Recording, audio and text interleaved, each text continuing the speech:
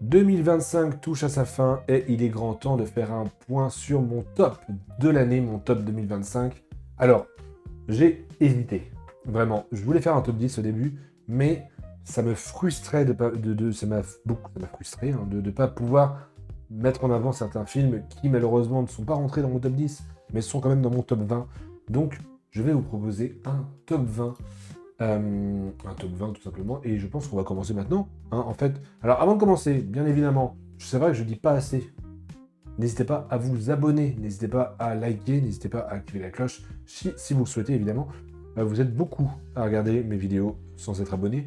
Sans mentir, alors je sais pas si je l'afficherai, je sais pas si j'y penserai, mais vous devez être 98% à regarder mes vidéos sans être abonné. D'après YouTube évidemment. C'est pas des stats que je sors de mon chapeau. Mais merci en tout cas si vous le faites, n'hésitez pas à vous abonner et on va commencer dès à présent avec le premier film, avec le top 20, donc qui est Lumière, l'aventure continue. Alors, c'est un film documentaire de Thierry Frémaux, alors, j'ai mes notes sur le côté, c'est pour ça que je tourne la tête, qui fait suite à Lumière, l'aventure commence, je crois que c'était ça, et donc c'est un documentaire qui présente certains films des Frères Lumière qui ont été restaurés, qui ont été diffusés. C'est un beau message d'amour au cinéma et à l'origine du cinéma. Ça m'a particulièrement touché de voir ces images. Moi qui aime beaucoup le cinéma, bien sûr, vous en doutez. De voir ces images, ça m'a vraiment touché et j'ai trouvé ça vraiment beau comme documentaire. Donc, je lui ai mis un 8 sur 10 et il est 20e dans ce top 20.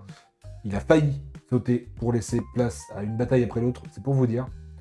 Une bataille après l'autre qui est 21e, désolé. Et oui, Une bataille après l'autre de Paul Thomas Anderson ne sera pas dans mon top 10, encore moins dans mon top 20, mais ça en reste pas moins un très bon film. Je lui ai mis 8 sur 10 aussi, mais en termes de préférence, voilà, j'ai été particulièrement plus touché par ce documentaire que par Une bataille après l'autre.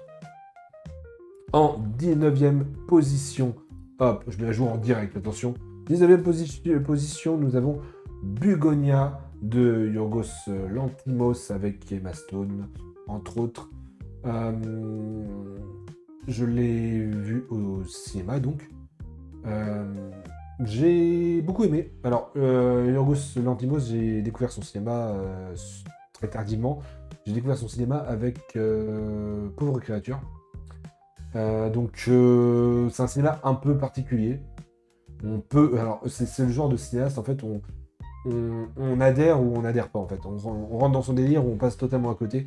Et Bugonia est complètement là-dessus. C'est sur ça traite des théories du complot, extraterrestres, ils sont parmi nous depuis le début, les reptiliens, enfin bref, ce genre de choses.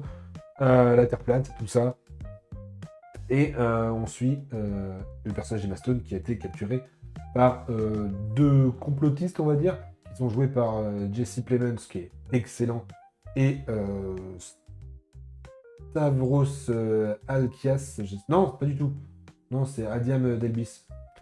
Autant pour moi, ou Delbis, je sais pas comment on dit. Bref, Bugonia, c'est très très bon. Ça m'a mis quand même une petite claque, mais pas autant que la 18e place, euh, qui est donc La venue de l'avenir, un film de Cédric Clapiche. Alors Cédric Clapiche, encore une fois, je vais le dire souvent cette phrase dans ce top, c'est un cinéaste que j'avais jamais vu un de ses films. Le premier film que j'ai vu de Cédric Clapiche, c'est La venue de l'avenir. La venue de l'avenir, c'est chiant à dire. Et l'avenue de l'avenir, donc ça traite d'héritage, de la trace qu'on laisse à nos descendants. C'est pareil, c'est des thèmes qui m'ont énormément touché, surtout le côté héritage. Je vais pas rentrer dans les détails, mais j'ai vécu une année un peu compliquée et une année qui impliquait des héritages justement. Et donc c'est des thèmes qui m'ont particulièrement touché, le fait de récupérer ce que nos ancêtres nous ont laissé en termes de souvenirs, en termes d'héritage, en termes de... J'ai plus le mot, en termes de valeur. C'est vraiment quelque chose... En fait, je me rends compte, maintenant que je réfléchis, que l'héritage et le deuil, vous allez voir, c'est des thèmes qui vont être assez récurrents dans ce top 20. Je sais pas si c'est par rapport à l'année que j'ai vécu, probablement, mais tous les films qui sont dans mon top 20, quasiment, traitent d'un sujet un peu social, comme ça. Euh, je pense que c'est par rapport à ce que j'ai vécu. Bref, il y a quelque chose parce que le film d'après, la 17e place, traite aussi de deuil. Décidément, waouh, c'est joyeux cette vidéo. A Real Pain de Jesse Eisenberg, où on traite justement du deuil. Ce sont deux cousins qui retournent dans la maison, dans la maison où ils ont été, où ils ont grandi presque, parce que leur grand-mère est décédée, et donc on suit leur parcours initiatique pour se rendre dans cette maison. Ils vont rejoindre un voyage touristique qui parle de des camps de concentration, tout ça en plus. Donc il y a ce truc pareil, de souvenir, de deuil également.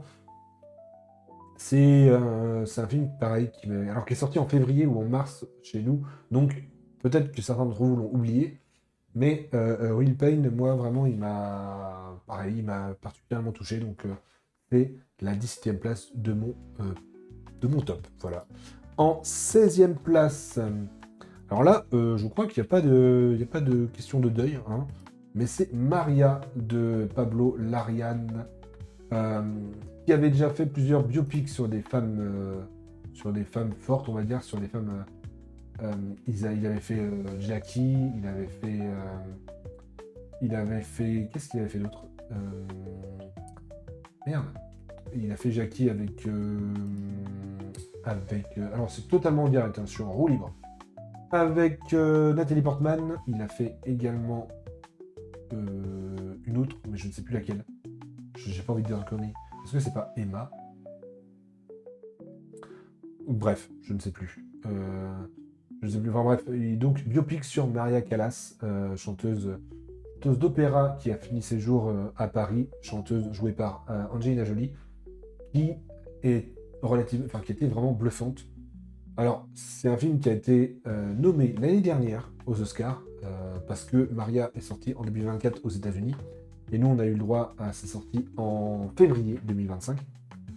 Et c'est un film que j'ai particulièrement aimé, encore une fois. De toute façon, tous les films qui sont dans ce top 20, ça va être des films que j'ai particulièrement aimés.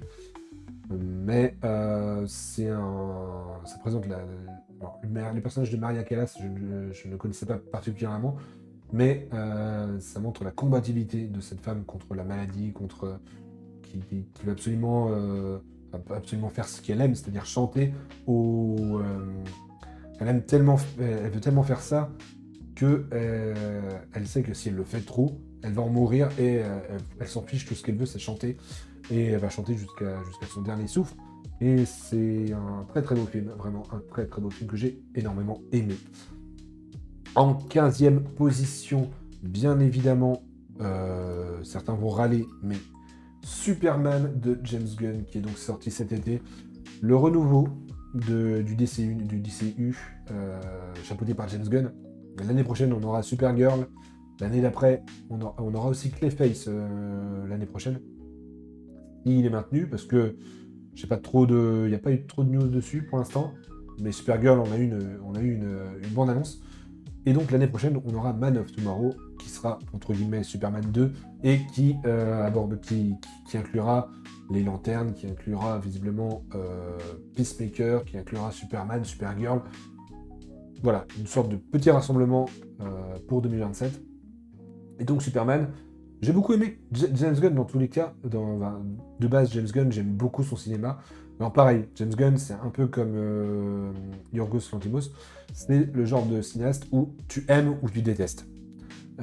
Tous ceux que j'ai autour de moi, c'est soit ils aiment la vision de James Gunn et ce qu'il fait avec les Gardiens de la Galaxie, avec Superman, avec ce qu'il avait fait avant avec Super. Ce côté un peu décalé, ce côté un peu des loups vincés. Il arrive à traiter de la famille, les liens familiaux, enfin des équipes, des familles, des liens. Enfin bref, Il y a toujours ce truc un peu particulier dans l'écriture de James Gunn qui me touche particulièrement et que je trouve très beau. C'est particulièrement appuyé sur les Gardiens et sur The Suicide Squad et sur Superman. Un peu moins sur Super et ses films précédents, mais c'est un style qu'il a réussi à trouver sur les Gardiens et qu'il a gardé. Et j'ai beaucoup aimé. Voilà. Superman, ça a été un des films que j'attendais le plus en 2025 et j'ai pas été déçu. Pour le prochain, ça va être encore un truc qui a un rapport avec la famille, parce que j'ai tout cassé. Parce que c'est là. Voilà. Parce que j'ai mis en 14e position un film de Ken Scott, Ma mère Dieu et Sylvie Vartan avec donc Jonathan Cohen et Leila Bekti. Leila Bekti qui est époustouflante dans ce film. Il y a juste un truc qui m'a un peu dérangé dans ce film. À un moment, Sylvie Vartan, ils l'ont rajeuni avec de l'IA, c'était dégueulasse. Juste ça, le petit point noir. Mais globalement, c'était relativement bon. Ça traite donc rapidement de la construction identitaire qu'on peut avoir transmis par sa mère, transmis par ses parents. Il y a encore une notion d'héritage, de traces que nos parents vont nous laisser, de valeurs que nos parents vont nous laisser. Il y a un combat contre la vie pour justement vivre, pour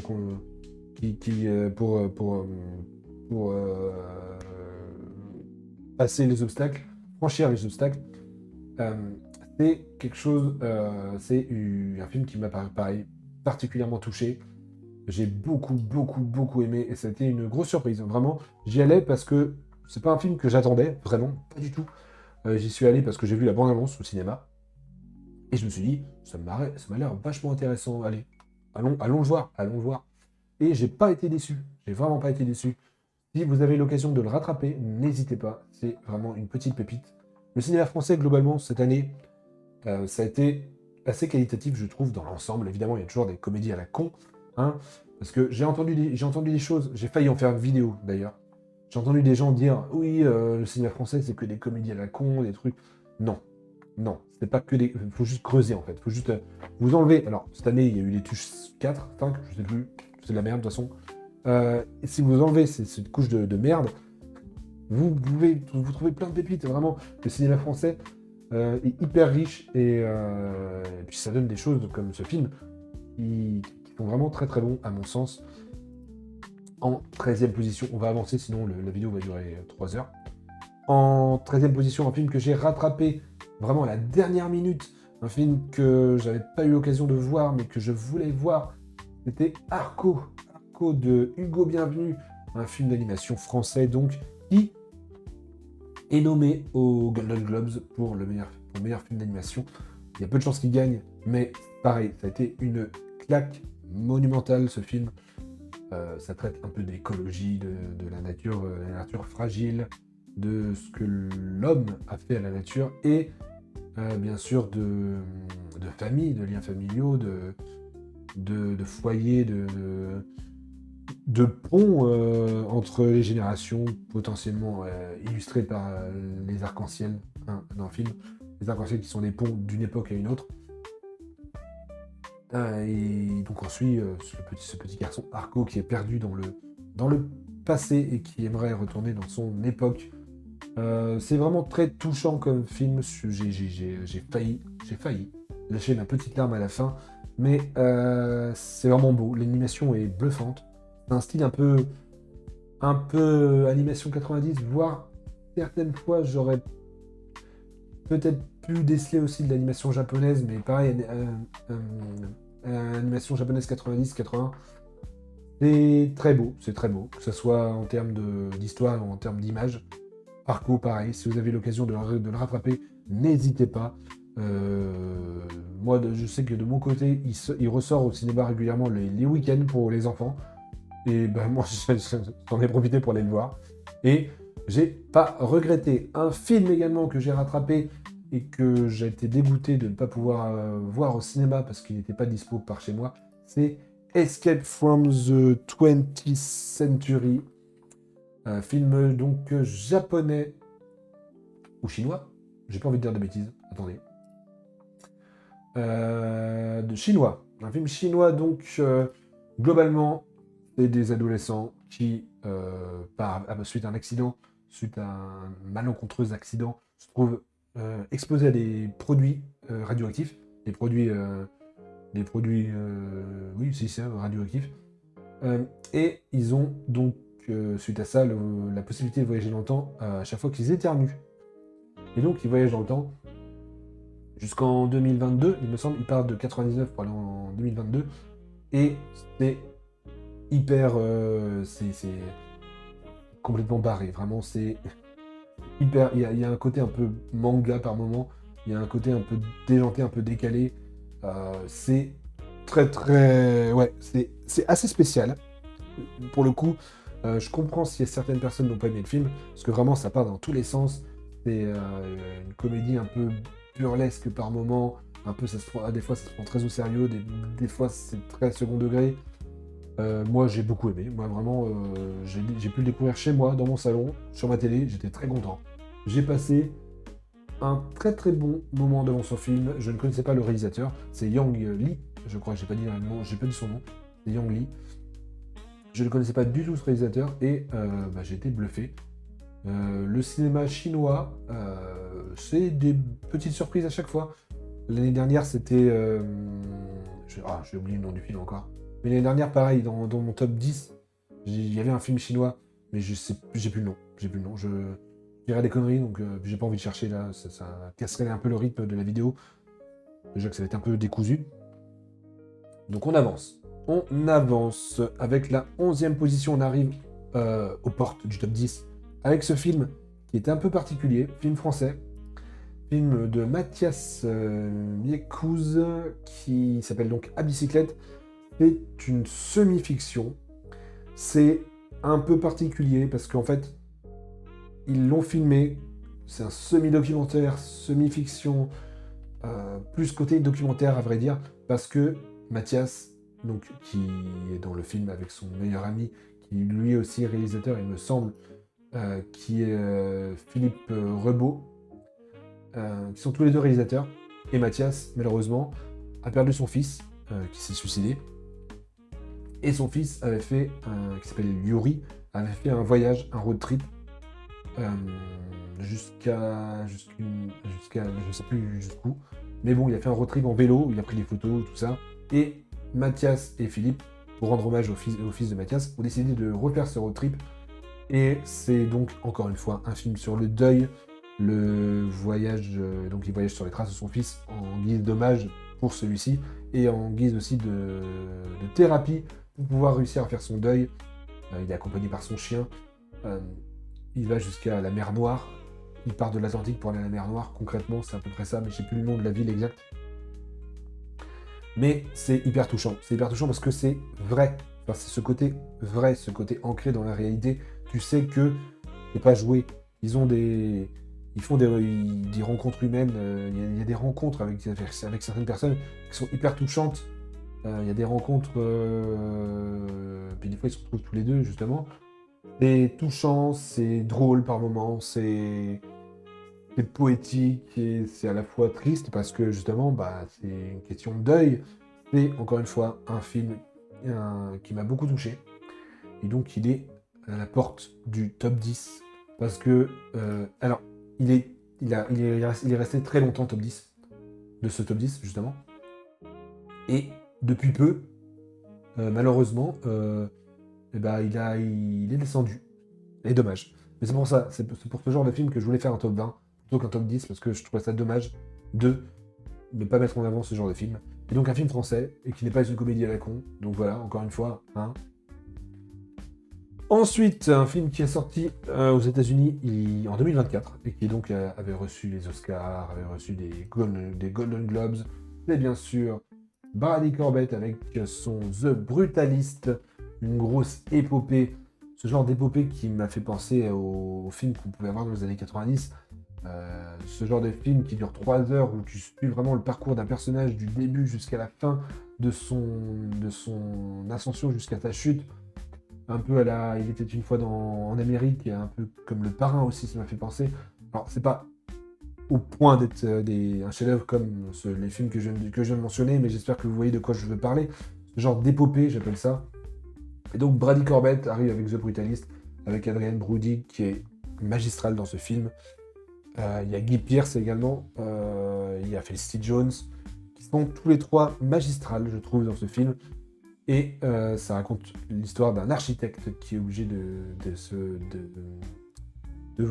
voyager jusqu'en Amérique suite à la Seconde Guerre mondiale. Et donc qui va être repéré par un milliardaire et qui va construire des bâtiments pour lui sous le style du brutalisme, je crois que ça s'appelle. Et donc voilà, c'est hyper bien comme film. Enfin, vraiment, c'est un monument, mais dans le sens où c'est un très gros film qui dure 3h30. Il y a une entracte de un entracte, une entracte, je sais jamais. Il y a une pause de 15 minutes au milieu du film. Et je n'ai pas pu aller le voir au cinéma, donc je l'ai rattrapé après. Mais pareil, grosse claque, très très grosse claque. Brady Corbett, je comprends pourquoi il a été nommé, pourquoi il a été récompensé. C'est du grand cinéma, mais comme quand je dis grand cinéma, c'est grand cinéma, quoi. Vraiment, il y a des images dans ce film qui me sont restées en tête pendant très très longtemps. Si vous ne l'avez pas rattrapé, souvenez-vous qu'il dure 3h30. Mais bon, si vous voyez en VOD, vous pouvez mettre pause, enfin bref, vous pouvez rattrapez-le. Dans tous les cas, rattrapez-le. C'est quasiment obligatoire. Ensuite, en top 9, nous avons un film de Eva Victor avec Eva Victor. J'en ai fait une critique sur ma chaîne, c'est Sorry Baby, un film qui traite du syndrome post-traumatique après une agression. Il le traite vachement bien. C'est hyper bien amené, c'est hyper, entre guillemets, intéressant, parce que c'est un sujet qui est trop peu traité dans le cinéma actuel, et c'est dans le sens intéressant de voir comment il est traité dans ce film. C'est pareil, un film qui m'a énormément touché par sa beauté, par sa simplicité, par sa justesse, que ce soit en termes de mise en scène ou en termes de jeu, parce que Eva Victor joue le rôle principal. Je l'ai dit dans ma critique, il y a un côté on sent un côté un peu personnel dans ce film. Je connais pas son histoire, je sais pas si elle a vécu ce genre de choses, mais on sent qu'elle a mis une part d'elle dans ce film, et ça se voit dans le résultat final. Encore une fois, de toute façon, partie du principe que dans tous les films que je viens de citer dans mon top 20, si vous les avez pas vus, je vous invite à les rattraper. Je vais pas le dire à chaque fois, mais voilà. Sorry Baby, ça a été une très belle surprise pour moi de mon côté en termes de cinéma. Je me suis pris un petit coup de poing dans la gueule quand même. Ensuite, nous avons un film qui est sorti très récemment, le 7 novembre, sur une plateforme de VOD. Oui. Et sur une grosse plateforme de VOD qui a l'habitude de sortir des merdes d'habitude. Mais là, bizarrement, c'est vachement bien. C'est Frankenstein de Guillermo del Toro. Certains ont craché sur le film parce que voilà, il faut cracher sur un film quand même, faut pas déconner. Guillermo del Toro, j'ai toujours beaucoup aimé ce qu'il faisait. Son rapport au monstre, son rapport à la couleur. Parce que j'aurais fait une critique, mais j'ai pas mentionné certaines choses que j'ai découvert après. Mais il y a un travail sur la couleur des costumes. Chaque personnage a une couleur identitaire. C'est beau, c'est poétique, c'est donc l'homme qui veut se prendre pour un dieu et qui veut recréer la vie à travers la mort, le fils qui se rebelle contre son père, que ça soit Victor Frankenstein avec son père ou le monstre avec Frankenstein. Et voilà, vous connaissez l'histoire de Frankenstein, je ne vais pas vous raconter ça, mais le film est d'une beauté, vraiment. Pareil, en termes de cinéma, en termes d'image, là, Guillermo del Toro, il a posé ses coronets sur la table, il a dit « Moi, je fais du cinéma. » Eh ben oui, monsieur. Encore, seul regret, comme beaucoup de personnes, il n'est pas sorti au cinéma, et c'est relativement dommage. Ensuite, en top 7, je crois qu'on va être deux à le mettre dans le top 10, ce film. Film qui est sorti le 1er janvier 2025. Là, au moins, on peut pas faire beaucoup plus simple. C'est un film qui m'a particulièrement touché. Déjà parce que j'ai trouvé le tandem des acteurs principaux hyper bien, hyper fusionnel. Ils sont très très bons. Film de John Crowley, je ne sais pas comment on dit, L'amour au présent. Un film qui donc traite évidemment d'une histoire d'amour qui est plombée par le fait que le personnage joué par Florence Pugh est atteint d'un cancer. Ce qui fait la particularité de ce film, c'est le montage qui n'est pas linéaire. Et un coup tu traites la fin de l'histoire, après tu reviens vers le début de leur relation, après tu et encore une fois le parcours, ça traite évidemment de l'amour, du combat perpétuel pour survivre, pour combattre la maladie. Pareil, les traces qu'on laisse, l'héritage qu'on peut laisser, parce qu'évidemment, disons que le film se finit pas forcément bien. Je vais pas spoiler, mais voilà, il y a un cancer, donc vous vous doutez qu'il peut se passer des choses.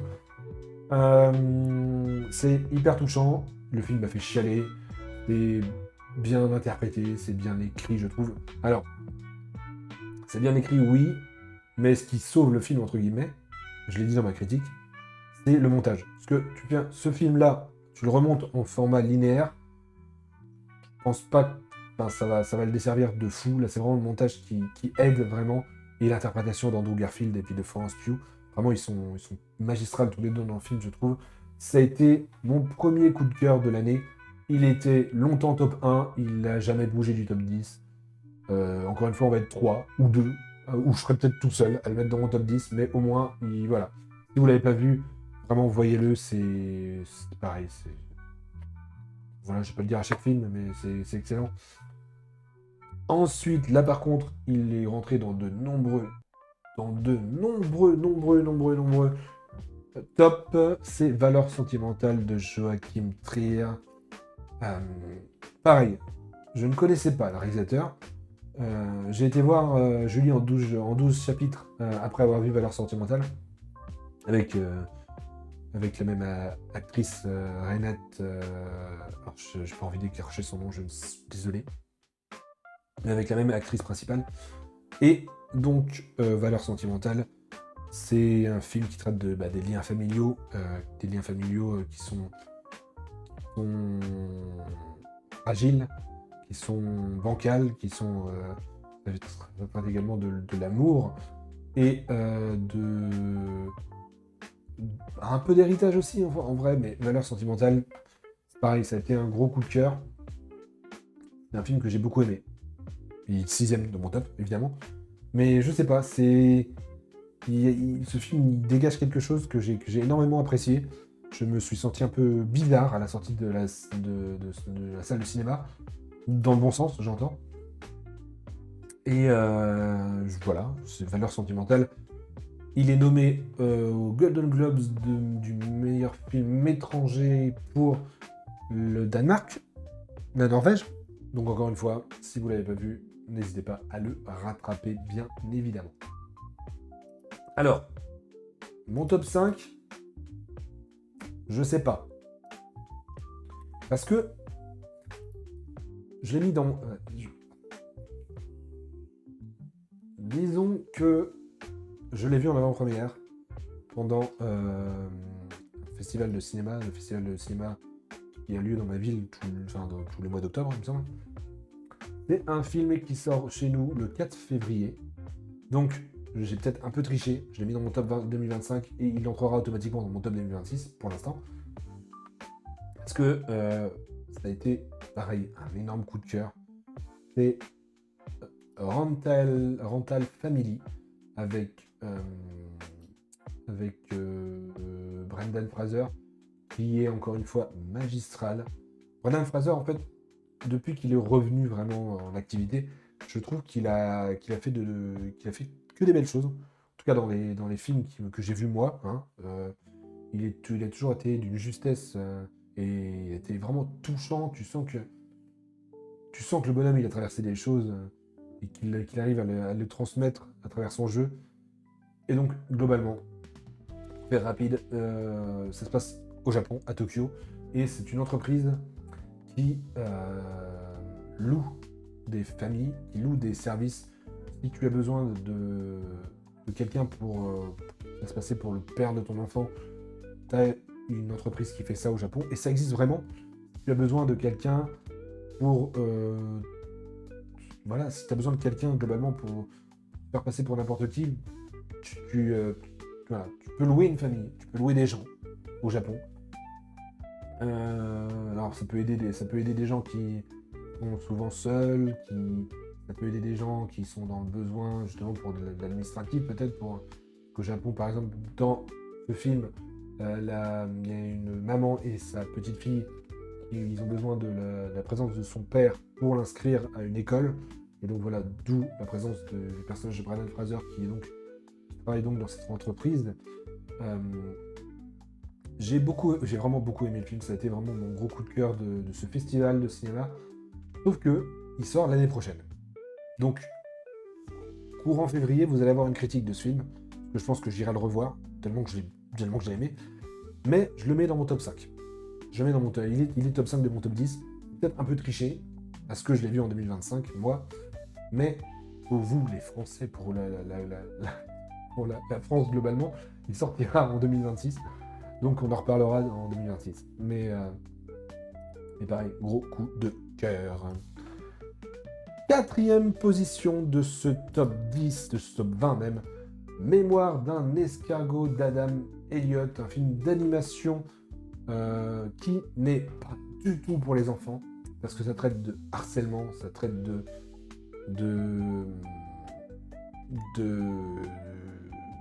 torture non, pas de harcèlement psychologique et physique. Ça traite aussi du deuil, ça traite aussi ça mentionne aussi du suicide, la dépression également. C'est vraiment un film d'animation un peu sombre, qui est vraiment pas fait pour les enfants, avec une petite touche de Tim Burton en termes de visuel, je trouve, Adam Elliott. Mais il avait déjà fait ça dans son long métrage précédent, que je n'ai pas vu, que je dois rattraper, et qui s'appelle, je vais vous dire ça tout de suite, je l'ai plus en tête, Marie et Max qui a plus ou moins la même DA, et a priori plus ou moins la même ambiance, d'après ce qu'on m'a dit. Mais voilà, Mémoire d'un escargot, c'est vraiment pareil, j'en ai fait une critique sur ma chaîne, n'hésitez pas à aller le voir. C'était un énorme coup de cœur. J'y allais en me disant ça va être un film d'animation mignon. Pas du tout. Enfin, très bien, très très bon comme film, mais pas mignon du tout. Et pas fait pour les enfants d'ailleurs. Vraiment, à l'époque où j'étais dans la salle, il y avait des grands-parents qui amenaient leurs petits-enfants au cinéma, voir un petit film d'animation pendant les vacances de février. Non, il fallait pas en fait. Pas celui-là. Mais voilà, globalement, encore une fois, rattrapez-le s'il vous plaît. On entre à présent dans le top 3, dans le podium, avec un film de Olivier Lax, qui est donc Pirate. Ce film, tu adhères ou tu n'aimes pas. J'ai les deux champs, j'ai les deux camps autour de moi, vraiment. J'ai des gens qui ont adoré, et j'ai des gens qui ont détesté. Encore une fois, c'est un film qui ne fait pas d'entre-deux. Sirat, globalement, ça parle du chemin qu'on a à parcourir face à l'adversité. C'est une représentation un peu de la vie et de ses difficultés, de ses obstacles à passer. Sirat, pour ceux qui ne savent pas, c'est le chemin qui te permet d'aller au paradis ou d'aller en enfer, ou de passer de l'enfer au paradis, je ne sais plus. Mais un chemin... Alors, je ne sais plus dans quelle religion c'est, je me suis désolé, j'ai pas pris mes notes là-dessus. Mais c'est un chemin qui est fin comme une lame de rasoir, et qui est aussi coupant qu'une lame de rasoir. De mémoire, c'est ça, le Sirat. Et donc là, on suit un père de famille qui part à la recherche de sa fille, qui a été visiblement vue pour la dernière fois lors d'une rave party dans les déserts espagnols. Et donc, il est rejoint par des fêtards, des teufeurs, qui vont l'aider à chercher sa fille, et il va se passer des choses. Le film m'a mis une énorme claque. Il y a, à partir de la moitié du film, le film fait un virage à 180 degrés, vraiment. Le film, il te met un coup de poing. Moi, il m'a coupé en deux, hein, le film. À partir de la moitié, là, pour ceux qui ont vu le film, vous savez de quoi je parle. Mais il y a un moment dans le film où tu changes d'ambiance totale. T'as l'impression de voir un autre film. Et ça m'a beaucoup surpris. Et je demande à être surpris quand je vais voir un film. Je demande à ce qu'on me surprenne. Ça fait j'adore être surpris, hein, vraiment, surtout dans le cinéma. Et là, je m'y attendais pas du tout. Mais alors, pas du tout. Sirat, une très très grosse claque. Lui aussi nominé aux Golden Globes pour le meilleur film étranger pour l'Espagne. Et puis voilà, écoutez, je peux pas vous en dire beaucoup plus. C'est un film qui est, dans sa première partie, très contemplatif, très, très vraiment dans le psychédélique. T'as l'impression d'être dans un rêve un peu suspendu. Et après, ça vire au cauchemar. On va dire ça comme ça. Et puis voilà, je vais pas en dire plus. Mon top 2. Un film de Mike Flanagan, pardon, j'ai failli. Qui est donc Life of Chuck, c'est dur à dire quand tu le dis vite. Avec Tom Hiddleston dans le rôle principal. Waouh. Juste waouh. Vraiment, juste waouh. Un film qui parle de la vie, qui parle de la mort également, de ce point final qu'on aura tous. Ça retrace donc la vie de Chuck. Je peux pas en dire plus en fait. C'est un film qui est divisé en 3 chapitres qui traitent chacun d'une partie de la vie de Chuck. Et chacun ont leur ambiance. Et ça a été une petite pépite, vraiment un petit bonbon ce film. La scène de la batterie. La scène de la batterie. C'est tout, la scène de la batterie. Je vais pas en dire plus. La scène de la batterie. Et donc, c'est adapté aussi d'une nouvelle de Stephen King. Je ne savais pas, quand j'étais voir le film, je l'ai appris juste un peu après. Mais Mike Flanagan, j'aime beaucoup ce qu'il a fait en termes de séries, notamment sur Netflix, avec les Haunting of the Hill House, The Bly Manor, La chute de la maison Usher, entre autres. Et il a fait aussi Doctor Sleep, qui est la suite de Shining, que j'ai pas vu, mais il faut que je rattrape. Très grand réalisateur, je trouve. Il a fait de très belles choses. Et donc, ce film fait partie des très belles choses qu'il a faites. Et d'un de mes plus gros coups de cœur de 2026. Mais vous vous doutez bien qu'il y a un film qui est au-dessus parce qu'on est au top 2 et on passe au top 1. Le top 1, c'est peut-être, encore une fois, je serai peut-être le seul à le mettre en top 1. J'ai pas vu d'autres personnes le mettre en top 1, je vais être honnête, alors qu'il est très bien noté globalement. C'est un film d'Eran Riklis, pardon. Et c'est Lire Lolita à Téhéran. Avec Golfishtet Farhani. Oh, je sais pas son nom, je suis désolé, madame. Je suis désolé, madame. J'aime beaucoup ce que vous faites, mais j'arrive pas à dire votre nom. Une actrice franco-iranienne, et donc c'est un film, vous l'aurez compris, qui traite de la liberté des femmes en Iran, la liberté personnelle des femmes en Iran, la liberté de penser des femmes en Iran, qui traite de la littérature, donc comme combat, comme arme de révolution. C'est, encore une fois, ça a été une très très grosse claque. J'ai un truc, en fait, avec les films iraniens, je sais pas pourquoi. La plupart des films iraniens que je vois, c'est des masterclass. Et ça traite quasiment tous du même sujet, c'est-à-dire de la liberté, justement, du manque de liberté des femmes et des hommes également. Liberté, le fait qu'on les... J'ai pas le mot. Qu'on les enferme dans une façon de penser, dans une façon de faire, dans une façon de vivre, en fait.